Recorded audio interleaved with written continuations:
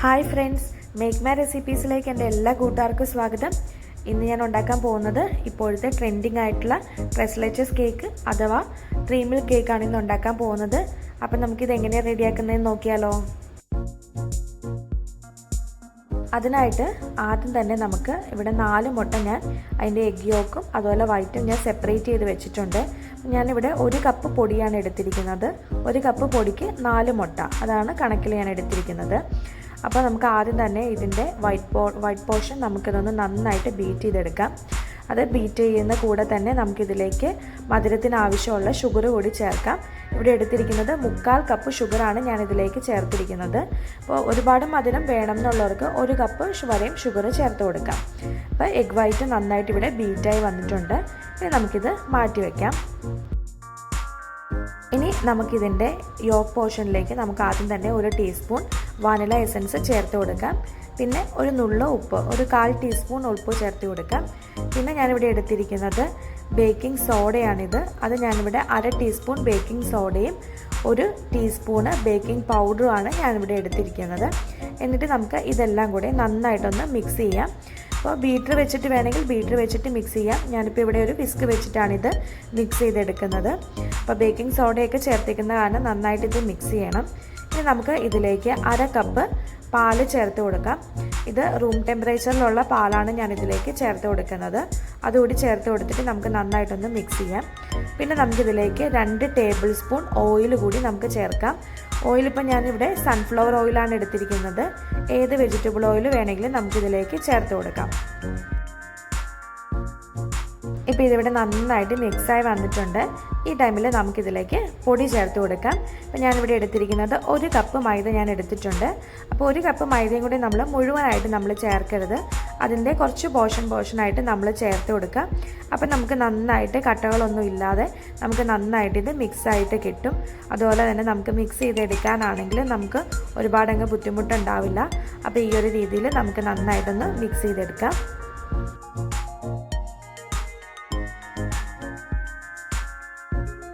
ഞാനിപ്പോൾ ഇത് മൈദ നന്നായിട്ട് മിക്സ് ചെയ്തിട്ടുണ്ട്. ഇനി നമുക്കതിലേക്ക് ബീറ്റ് ചെയ്ത് വെച്ചിരിക്കുന്ന നമ്മളുടെ എഗ് വൈറ്റും അതുപോലെ ഷുഗറും കൂടിയുള്ള ആ ഒരു മിക്സ് നമുക്കിതിലേക്ക് ചേർത്ത് കൊടുക്കാം. എന്നിട്ട് നമുക്ക് ഇപ്പം ഞാനിവിടെ ഒരു സ്പാച്ചുല യൂസ് ചെയ്തിട്ടാണ് ഇത് പയ്യെ ഫോൾഡ് ചെയ്തെടുക്കുകയാണ് ചെയ്യുന്നത്. അപ്പോൾ ഒന്നെങ്കിലും ഒരു സ്പാച്ചുലയോ അല്ലെങ്കിൽ ഒരു തവിയോ എന്തെങ്കിലും യൂസ് ചെയ്ത് ഇതുപോലെ പയ്യെ ഫോൾഡ് ചെയ്തെടുക്കുക. അതിനകത്ത് ഇപ്പോൾ നന്നായിട്ട് ബബിൾസ് ഒക്കെ ഉണ്ട്. അപ്പോൾ ആ ബബിൾസ് ഒന്നും പൊട്ടിപ്പോവാത്ത വിധത്തിൽ നന്നായിട്ട് ഇതുപോലെ നന്നായിട്ട് ഫോൾഡ് ചെയ്ത് നന്നായിട്ട് മിക്സ് ചെയ്തെടുക്കുക. ഞാനിവിടെ ഓൾറെഡി ഒരു കേക്ക് ടിന്നർ റെഡിയാക്കി വെച്ചിട്ടുണ്ട്. അല്പം ഓയിലും അതുപോലെ ബട്ടർ പേപ്പറും ഇട്ടിട്ടാണ് ഞാനിവിടെ റെഡിയാക്കിയിരിക്കുന്നത്. അതിലേക്ക് നമ്മളുടെ കേക്കിൻ്റെ മിക്സ് നമുക്ക് ഒഴിച്ചു കൊടുക്കാം. എന്നിട്ട് നമുക്കിത് നന്നായിട്ടൊന്ന് ടാപ്പ് ചെയ്ത് കൊടുക്കാം.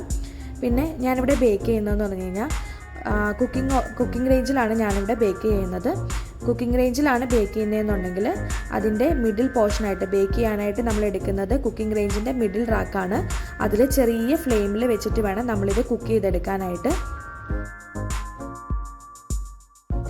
ഇപ്പോൾ ഒരു 45 മിനിറ്റും കൊണ്ട് എനിക്കിവിടെ കേക്ക് നന്നായിട്ട് ബേക്കായിട്ട് കിട്ടിയിട്ടുണ്ട്. കണ്ടില്ല, ഉള്ളൊക്കെ നന്നായിട്ട് കുക്കായി വന്നിട്ടുണ്ട്. ഇനി നമുക്ക് ഇതിലേക്ക് വേണ്ട ഒരു മിൽക്കിൻ്റെ മിക്സ്ചർ നമുക്ക് റെഡിയാക്കാം. അതിനായിട്ട് ഞാനിവിടെ 1/2 കപ്പ് പാല് നന്നായിട്ട് തിളപ്പിച്ച് അത് വറ്റിച്ച് 1 കപ്പാക്കി എടുത്തിരിക്കുന്നതാണിത്. അതിലേക്ക് നമുക്ക് 1/2 കപ്പ് ക്രീം ചേർത്ത് കൊടുക്കാം. ഇനി നമ്മൾ ഇതിലേക്ക് ക്രീം എടുക്കുന്ന ടൈമിൽ നല്ല തിക്ക് ക്രീം തന്നെ എടുക്കാനായിട്ട് ശ്രദ്ധിക്കുക. അപ്പോഴാണ് നല്ല ടേസ്റ്റിൽ ആ ഒരു മിൽക്കിൻ്റെ മിക്സ്ചറിന് നല്ല ടേസ്റ്റ് ഉണ്ടാവുള്ളൂ. ഇതുണ്ടല്ലോ, ഇതുപോലെ തിക്ക് ക്രീം എടുക്കുക. തിക്ക് ക്രീമും അതുപോലെ തിൻ ക്രീമും കിട്ടും. അപ്പോൾ തിക്ക് ക്രീം തന്നെ എടുക്കുക. പിന്നെ നമുക്കിതിലേക്ക് ചേർക്കാനുള്ളത് 1/2 കപ്പ് മിൽക്ക് മെയ്ഡാണ്. അതുകൂടി ചേർത്ത് കൊടുത്തിട്ട് നന്നായിട്ട് ഇതങ്ങ് മിക്സ് ചെയ്യാം. അപ്പോൾ ഈ മിൽക്കിലാണ് നമ്മൾ നമ്മുടെ കേക്ക് സോക്ക് ചെയ്ത് വെക്കുന്നത്. പിന്നെ അതിലേക്ക് 1 ടീസ്പൂണ് വാനില എസൻസ് കൂടി ചേർത്ത് കൊടുക്കുന്നുണ്ട്. എന്നിട്ട് നമുക്കിത് നന്നായിട്ട് ഇതങ്ങ് മിക്സ് ചെയ്തെടുക്കാം. ആ ഒരു ടൈമും കൊണ്ട് നമ്മുടെ കേക്ക് ഇവിടെ തണുത്തിട്ടുണ്ട്. അപ്പം നമുക്കത് പയ്യെ നമ്മുടെ കേക്ക് ട്രേയിൽ നിന്ന് വിടിയിപ്പിച്ചെടുക്കാം.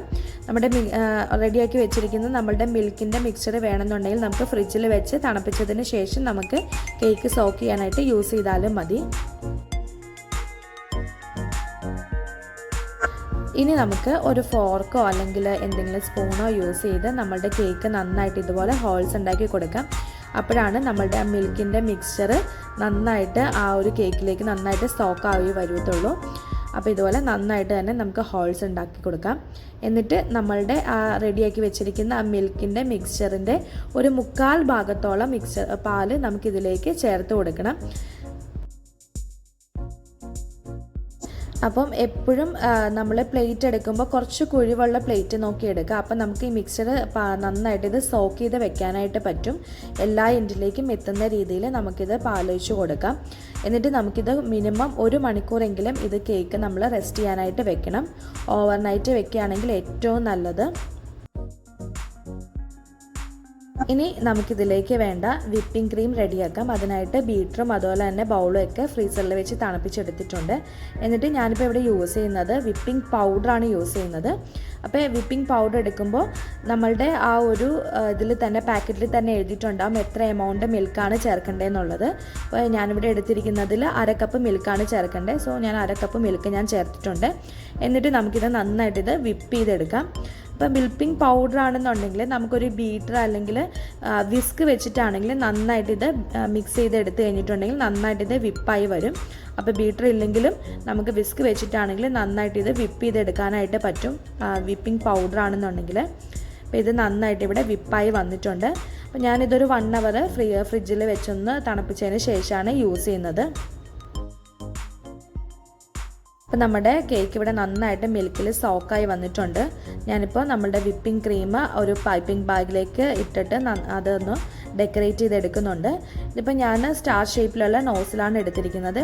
ഏത് നോസിൽ വേണമെങ്കിലും എടുക്കാം. അല്ലാന്നുണ്ടെങ്കിൽ നോസിൽ ഇല്ലെന്നുണ്ടെങ്കിലും നമുക്കൊരു പൈപ്പിംഗ് ബാഗോ അല്ലെങ്കിൽ ഒരു സിപ്ലോപ്പിംഗ് കവറാണെങ്കിലും അതിൻ്റെ തുമ്പൊന്ന് കട്ട് ചെയ്തിട്ട് നമുക്ക് ഈ വിപ്പിംഗ് ക്രീം അതിലേക്ക് നിറച്ചിട്ട് ഇതുപോലെ ചെറിയ ചെറിയ ഇങ്ങനെ ബോൾസ് ആക്കി നമുക്ക് കേക്കിൻ്റെ മുകളിൽ ഡെക്കറേറ്റ് ചെയ്യാനായിട്ട് യൂസ് ചെയ്യാം. അപ്പോൾ നോസിലൊന്നും വേണമെന്നില്ല. നമുക്ക് വീട്ടിൽ അവൈലബിൾ ആയിട്ടുള്ള സംഭവങ്ങളൊക്കെ വെച്ചിട്ട് നമുക്ക് ഈസി ആയിട്ട് റെഡിയാക്കാൻ പറ്റിയ ഒരു കേക്കാണിത്. പിന്നെ ഞാനിത് ഒന്ന് പിസ്താഷ്യോ വെച്ചിട്ട് നന്നായിട്ട് ഇതൊന്ന് ഡെക്കറേറ്റ് ചെയ്യുന്നുണ്ട്. ജസ്റ്റ് അതൊന്ന് കട്ട് ചെയ്തിട്ട് അതിൻ്റെ മുകളിൽ കൂടെ ഒന്ന് ഇട്ട് കൊടുക്കുന്നുണ്ട്. നമുക്ക് ഒരുപാട് ബേക്കിംഗ് അറിയില്ലാത്തവർക്കാണെങ്കിലും ഈസി ആയിട്ട് റെഡിയാക്കാൻ പറ്റിയ നല്ലൊരു അടിപൊളിയായ ടേസ്റ്റിലുള്ള ഒരു കേക്കാണ്. അപ്പോൾ തീർച്ചയായും നിങ്ങളിതൊന്ന് ട്രൈ ചെയ്ത് നോക്കുക. ഗസ്റ്റൊക്കെ വരുന്ന ടൈമിലും അതുപോലെ നമുക്ക് കുട്ടികൾക്കൊക്കെ ആണെങ്കിലും ഉണ്ടാക്കി കൊടുക്കാനായിട്ട് പറ്റിയ നല്ലൊരു കേക്കാണ്. പെട്ടെന്ന് തന്നെ നമുക്ക് റെഡിയാക്കി എടുക്കാനായിട്ട് പറ്റും. അതുപോലെ ടേസ്റ്റിൻ്റെ കാര്യമാണെങ്കിൽ പറയേ വേണ്ട. അതിനകത്ത് ആ മിൽക്കൊക്കെ സോക്കായിട്ട് നല്ലൊരു ടേസ്റ്റാണ്.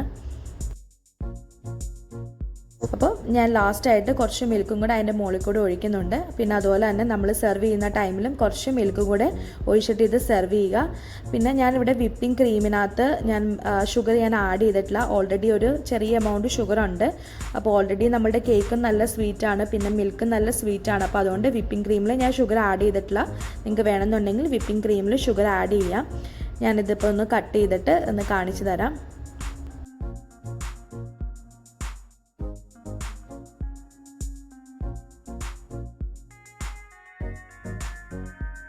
അപ്പോൾ തീർച്ചയായും നിങ്ങളിത് ട്രൈ ചെയ്ത് നോക്കുമെന്ന് ഞാൻ പ്രതീക്ഷിക്കുന്നു.